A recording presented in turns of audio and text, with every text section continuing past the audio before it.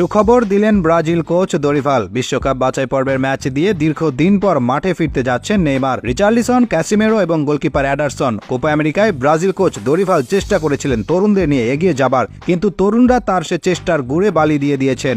তাই এখন হুঁশ ফিরেছে কোচ দরিভালের। তিনি এখন বুঝতে পেরেছেন শুধু ক্লাবের বড় বড় নাম নয়, বরং ব্রাজিল দলের প্রতি যাদের ডেডিকেশন আছে, যারা ব্রাজিলের এই হলুদ জার্সির জন্য নিজের জীবন বাজি রাখতে পারেন, তারাই জায়গা পাবেন ব্রাজিল জাতীয় দলে। এদিকে উরুগুয়ান কিংবদন্তি লুইস সুয়ারেজ ব্রাজিল জাতীয় দলকে দিয়েছেন এক চমৎকার পরামর্শ। তিনি বলেন, ব্রাজিল যদি 2026 বিশ্বকাপ জিততে চায় তাহলে তাদেরকে আর্জেন্টিনাকে অনুসরণ করতে হবে। আর্জেন্টিনার খেলোয়াড়েরা যেমন নিজের সর্বোচ্চ দিয়ে দেখিয়ে দিয়েছেন তারা মেসির হাতে একটি শিরোপা তুলে দিতে চান, এবং তারা সে কাজে সফলও হয়েছেন। সেই একই কায়দা অনুসরণ করতে হবে ব্রাজিলকে। তাদেরকে এমন 10 জন খেলোয়াড় খুঁজে নিয়ে আসতে হবে যারা নেইমারকে সাহায্য করবে। 10 জন খেলোয়াড় যদি এমন তৈরি করতে পারে তাহলে বাকি কাজ নেইমার একাই করে ফেলতে পারবে। এসব কিছু মাথায় রেখেই ব্রাজিল কোচ দরিভাল তার নেক্সট মিশনে মাঠে নামার আগে দলে ডাক দিয়েছেন নেইমারকে। নেইমার ছাড়া এই ব্রাজিল দলের যে আপাতত কোনো মুক্তি নেই তা বুঝতে পেরেছেন কোচ দরিভাল। তাই এবার তিনি দলে ডেকেছেন এই ব্রাজিলিয়ান প্রিন্সকে। প্রিন্স নেইমারের পাশাপাশি দলে জায়গা পাবার সম্ভাবনা দেখা দিয়েছে রিচার্লিসনের জন্যেও। রিচার্লিসন ক্লাবে যেই খেলুক না কেন, ব্রাজিল দলে তার ডেডিকেশন নিয়ে কোনো প্রশ্ন তুলতে পারবে না কেউ। বিশেষ করে 2022 বিশ্বকাপে রিচার্লিসনের এই অ্যাক্রোবেটিক গোলের কথা তো এখনও মনে আছে ভক্তদের।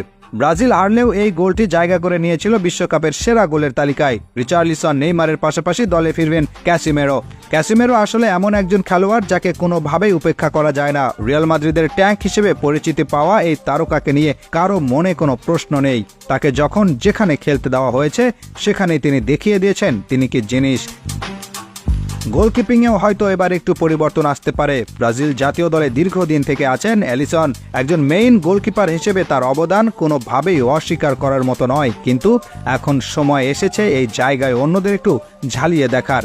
সেক্ষেত্রে অ্যাডারসন একটা ভালো অপশন। পাশাপাশি বেন্তুকেও একটু ট্রাই করে দেখতে পারেন কোচ দরিভাল, কারণ স্পেন এবং ইংল্যান্ডের সাথে অনুষ্ঠিত হওয়া ম্যাচে খুব ভালো পারফর্ম করেছিলেন এই তারকা।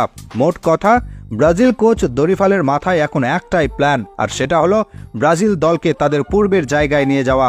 তবে এক্ষেত্রে তাকে আগে যেটা নিশ্চিত করতে হবে সেটা হলো ব্রাজিল দলের প্রতি যাদের ডেডিকেশন আছে শুধুমাত্র তাদেরকেই দলে নিতে হবে। শুধু একে তাকে দলে নিয়ে লাভ নেই। সম্প্রতি ভিনিসিয়াসও এক আলোচনায় ব্রাজিলের পরাজয়ের ভার তার কাঁধে নিয়েছেন। তিনি বলেছেন তিনি চাইলে হয়তো 2টি হলুদ কার্ড অ্যাভয়েড করতে পারতেন, কিন্তু তিনি সেটা করেননি। এজন্য ক্ষমা চেয়েছেন ভিনিসিয়াস। আশা করা যায় ভিনি, রদ্রিগোর মতো তরুণদের সাথে নেইমার, ক্যাসেমিরোর মতো অভিজ্ঞ তারকারা যখন খেলতে নামবেন তখন ভালো কিছু অবশ্যই হবে।